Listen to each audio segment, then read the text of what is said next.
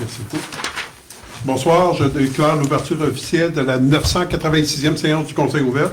Je souhaite la bienvenue aux membres du Conseil et aux citoyens qui nous suivent sur Internet. Point 2, adoption de l'ordre du jour avec le divers ouvert. Abordez un proposeur secondaire, s'il vous plaît. Je propose. M. Martin Filion, secondé par M. Pierre-Luc Rousseau. Merci. Au point 3, adoption du procès-verbal de la 985e séance. Les membres du Conseil en ont pris connaissance. Est-ce que je peux avoir un proposeur secondaire, s'il vous plaît? Je propose. M. Martin Filion, secondé par? Je seconde. Merci. M. Charret, Jean-Pierre. Au point 4, compte payé à payer. Compte payé, dépôt direct et prélèvement au montant de 356 960,58 pour des comptes à payer pour 81 289,58.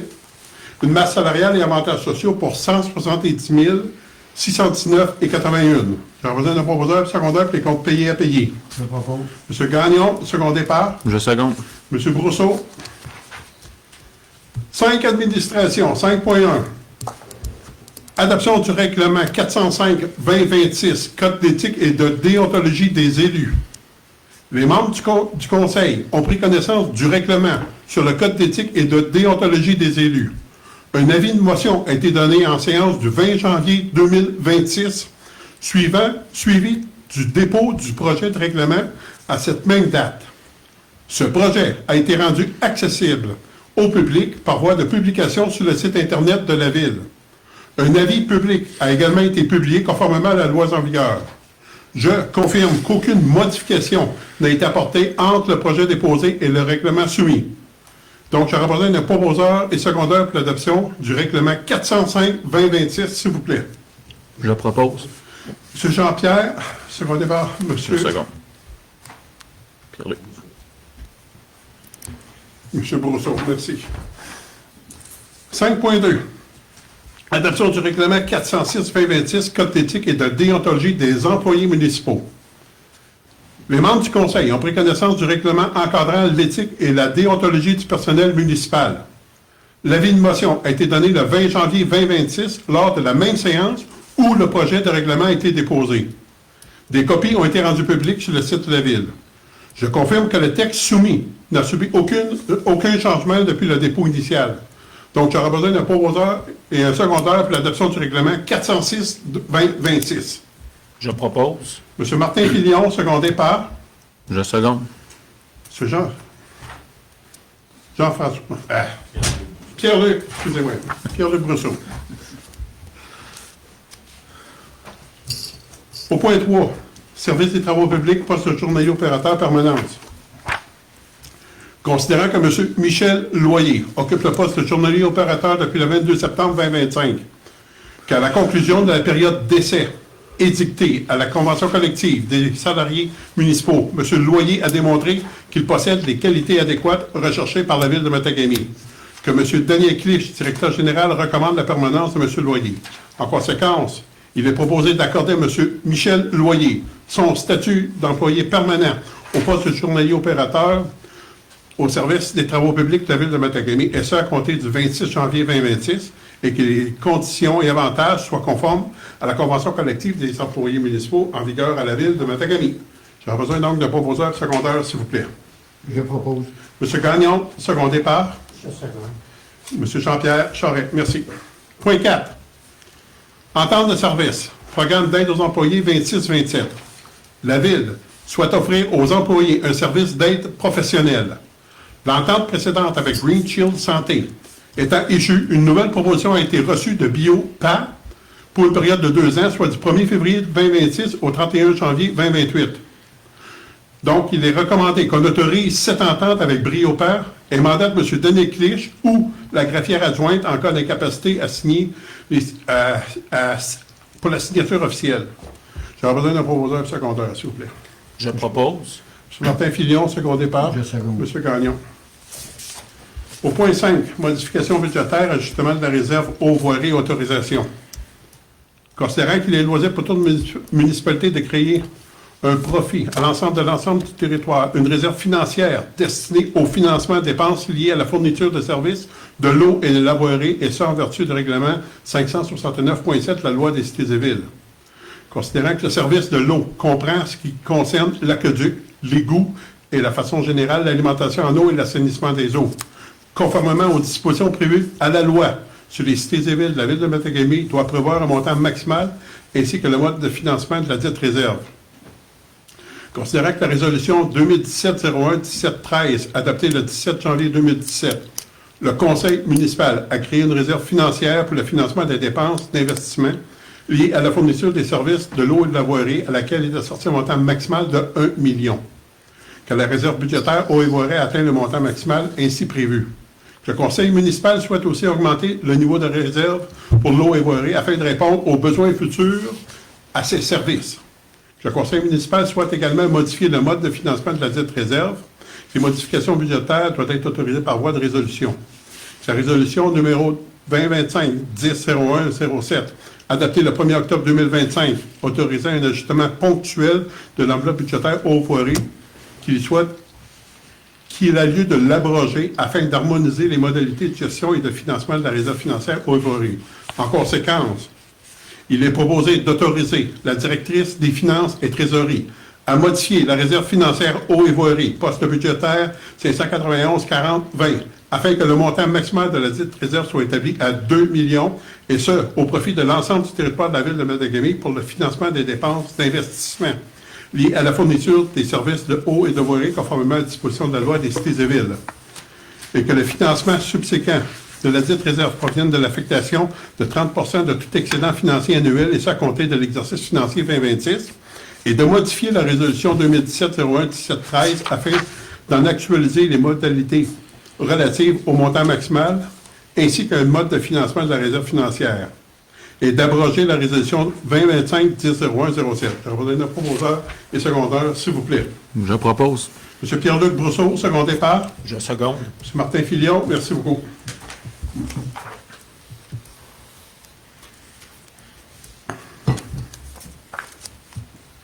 Au point 6, rapport annuel concernant l'application du règlement numéro 398-2024 de la gestion contractuelle année 2025. C'est un dépôt pour information. Point 7, administration régionale Beijing. Entente relative au fonds ISMAIN de reddition de compte, année 2025, approbation et signataire. Donc, considérant que l'entente relative au fonds ISMAIN, conclu avec l'administration régionale Beijing le 23 juin 2025, prévoit une répartition des sommes allouées pour l'année 2025 et 2026. Que la Ville de Matagami a tenu à remettre à la RBJ un rapport de reddition de compte relatif à l'utilisation des sommes pour l'année 2025 au plus tard le 30 avril 2026, et ce, afin de se conformer à la dite entente. En conséquence, il est proposé d'approuver le rapport de reddition de compte 2025 tel que présenté et d'autoriser M. Daniel Clich, directeur général, à signer pour et au nom de la Ville de Matagami le dit rapport de reddition de compte. Je vous donne un proposeur secondaire, s'il vous plaît. Je propose. M. Pierre-Luc, secondé par Jean-Pierre. Oui. Merci beaucoup. Au point 8, fourniture de services professionnels de consultants en urbanisme, année 2026, attribution de contrat et signataire. Considérant que la Ville de Matagami a demandé une offre de services professionnels à Atelier Urbain Incorporé pour la fourniture des services conseils en urbanisme pour l'année 2026, qu'Atelier Urbain a déposé le 26 janvier 2026 une proposition visant à fournir un service professionnel pour une durée maximale de 50 heures avec une facturation mensuelle. Considérant que l'article 12.4 du règlement numéro 398-2024 sur la gestion contractuelle permet à la Ville d'octroyer un tel contrat de gré à gré. En conséquence, il est recommandé d'attribuer à l'Atelier Urbain un contrat de service professionnel pour la fourniture de services conseils en urbanisme pour l'année 2026, et ça, conformément à son offre de service datée du 26 janvier 2026. Et que M. Daniel Clich, directeur général, soit autorisé à signer pour et au nom de la Ville de Matagami tout contrat à intervenir entre les deux parties, et d'autoriser la directrice des finances et trésorerie à effectuer le paiement sur réception de pièces justificatives. Est-ce que je peux avoir un proposeur secondaire? Je propose. M. Filion, secondé par M. Jean-Pierre, merci. Point 9. Demande de contribution financière au Club de ski de fond nordique incorporé, acquisition d'équipements et autorisation.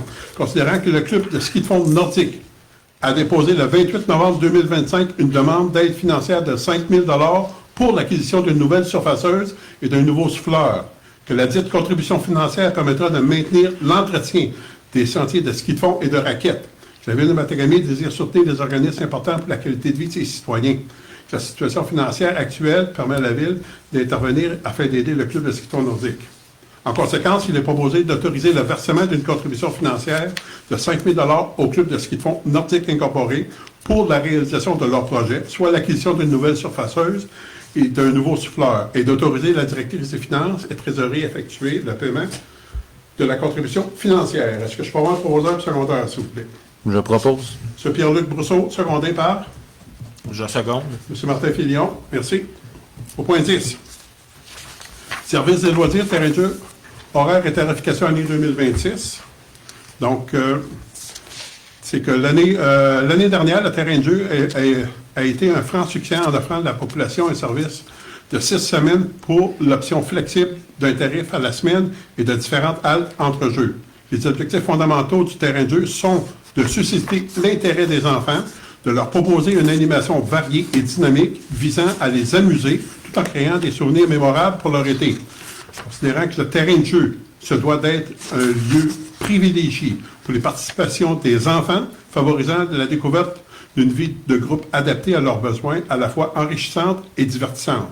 Que le terrain de jeu fournira aux enfants une expérience accrue en termes de diversité de sorties et d'activités, d'animation quotidienne, le tout dans le cadre sécuritaire. Donc, en conséquence, il est recommandé d'autoriser que le terrain de jeu à temps plein du 29 juin au 6 août, du lundi au vendredi, de 8h30 à 11h30, de 13h à 16h, pour les enfants âgés de 5 à 12 ans, d'autoriser les haltes entre jeux à temps plein du lundi au vendredi, de 7h30 à 8h30, et de 11h30 à 13h, de 16h à 17h pour la saison estivale 2026, et d'autoriser pour l'année 2026 une majoration de 2 % des tarifs qui étaient en vigueur en 2025. J'aurais besoin d'un proposeur et secondeur, s'il vous plaît. Je propose. M. Gagnon, secondé par Je seconde. M. Jean-Pierre. Merci beaucoup.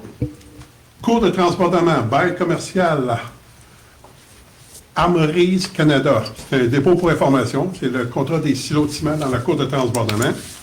C'est un bail de 3 ans qui va débuter le 1er février.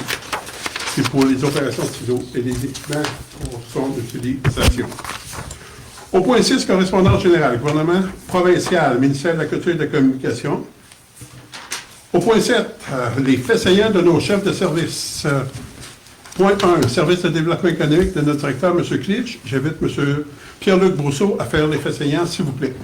Pour le mois, les dossiers traités sont planification du début d'année, cours de transbordement, financement 2026, partenariat avec Hydro-Québec, préparation Québec Mine, collaboration projet édifice ARBG. C'est tout. Merci. Au point 2, faits saillants des services techniques. M. Gagnon nous fait les faits saillants, s'il vous plaît. En janvier, il y a un total de rénovation, une rénovation pour une valeur de 25 000. À l'usine de filtration, il y a eau traitée 16 967 m3, moyenne quotidienne 547 m3, eau distribuée 16 230 m3, moyenne quotidienne 524 m3. À l'usine d'épuration, l'eau épurée pour 21 705 m3. Il y a eu une bris des débitmètres, usine de filtration. Merci. Au point 3, rapport de notre directeur des services d'incendie, M. Claude Roy. M. Martin Filion nous fait les faits saillants, s'il vous plaît. En janvier, un accident est survenu sur la route Billy Diamond au kilomètre 292. Aucune intervention n'a été requise. On a 2 pratiques régulières. Et puis, au chapitre des rencontres et formations, une formation MDO numéro 1 pour 7 pompiers et formation MDO numéro 2 pour 6 pompiers. Merci beaucoup. Au point 4, fait saillant de notre directeur des loisirs, M. Nicolas Moquin. J'invite M. Jean-Pierre Charest nous faire les faits saillants, s'il vous plaît. Et fait saillant, spectacle, il y a eu le spectacle de Sarah Dufour à la salle multidisciplinaire, 136 personnes. 2 matchs de hockey, M9C à l'Arena. Le 31 janvier, cinéma, Élie et l'équipe des monstres, 46 personnes. Le 6 février, le spectacle jeunesse de BAM Percussion. 7 février, 2 matchs de hockey, M11B à l'Arena. Le 8 février, heure de Ducombe, Galette. Offre des sœurs de Saint-Valentin à la bibliothèque municipale. Et le 8 février, présentation du Super Bowl à l'Arena. Dans les L'utilisation des plateaux, il y a eu 233 personnes qui sont allées à la piscine, 134 personnes à l'aréna et 219 personnes qui ont utilisé la bibliothèque. Merci beaucoup. Donc, j'aurais besoin d'un proposeur secondaire pour l'acceptation des faits saillants de nos chefs de service, s'il vous plaît. Je propose. M. Martin Filion, secondé par 2 secondes. M. Louis Gagnon. Point 8, dans le divers. Le gouvernement du Canada programme des travailleurs étrangers temporaires, position de la ville de Matagami. Donc, considérant que le sondage sur les motifs de départ et de non-établissement des navateurs à la Beijing 2024 démontre que les travailleurs provenant d'autres régions du Québec présentent une faible propension à s'établir durablement à la Beijing, principalement en raison de leur ancrage familial ailleurs sur le territoire québécois. Que les travailleurs issus de l'immigration internationale, incluant les travailleurs étrangers temporaires déjà présents sur le territoire, démontrent une plus grande capacité et une volonté d'établissement à long terme contribuant à la stabilisation démographique et économique des communautés d'accueil. Que le maintien et la stabilisation des travailleurs étrangers temporaires actuellement établis à la Beijing constituent un enjeu stratégique de continuité économique, de maintien des services municipaux et de cohésion sociale. Que l'immigration, incluant l'immigration temporaire, a été reconnue par les intervenants régionaux comme un levier structurant de vitalité municipale, notamment dans les démarches concertées ayant mené au dépôt du cahier des propositions pour soutenir les vitalités démographiques des communautés jamésiennes 2024 auprès du gouvernement du Québec. Considérant qu'il apparaît nécessaire d'adapter la planification de l'immigration et les paramètres des programmes existants, incluant les seuils, les plafonds et les critères d'admissibilité, afin d'y intégrer une modulation territoriale et sectorielle reflétant les besoins réels des régions isolées et faiblement peuplées. Que la régionalisation de la planification de l'immigration permettrait de mieux arrimer les politiques publiques aux réalités locales, de soutenir la vitalité économique des régions et de contribuer à un développement plus équilibré de l'ensemble du territoire québécois. Que cet enjeu n'est pas administratif, mais consiste à un risque réel sur la survie de certaines entreprises jamésiennes qui sont essentielles à la capacité municipale de garder leurs services et par conséquent la capacité de produire, d'innover et même de maintenir les emplois dans les communautés jamésiennes. En conséquence, il est proposé de requérir la reconnaissance de l'expertise régionale et de la connaissance fine des besoins propres à la région en procédant à la régionalisation de la planification de l'immigration afin de mieux arrimer les politiques publiques aux réalités des régions en pénurie de main-d'œuvre et à celles qui font face à des enjeux démographiques ayant un impact sur l'occupation et la vitalité des milieux de vie. D'exiger le maintien du parcours des travailleurs étrangers temporaires afin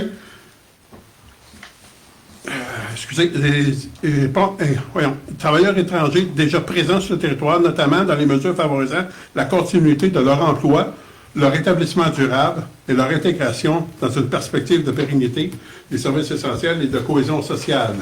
De demander l'adaptation des seuils, plafonds et modalités des programmes d'immigration des travailleurs étrangers temporaires en y intégrant une modulation territoriale, sectorielle, spécifique aux régions en pénurie de main-d'œuvre, dont Beijing, afin de soutenir les entreprises locales, assurer la continuité des services et stabiliser la population active.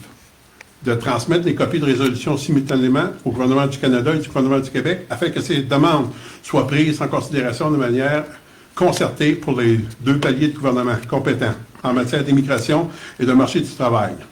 Et d'informer l'honorable Mélanie Joly, ministre de l'Industrie et ministre responsable du développement économique de la région, pour la région du Québec, et l'honorable Mme Menigard, députée d'Abitibi, Beijing-Nunavik, et au service et ministre des Services aux Autochtones. J'aurais besoin d'un proposeur et secondaire, s'il vous plaît. Je propose. M. Louis Gagnon, secondé par Je seconde. M. Martin Filion. Merci beaucoup.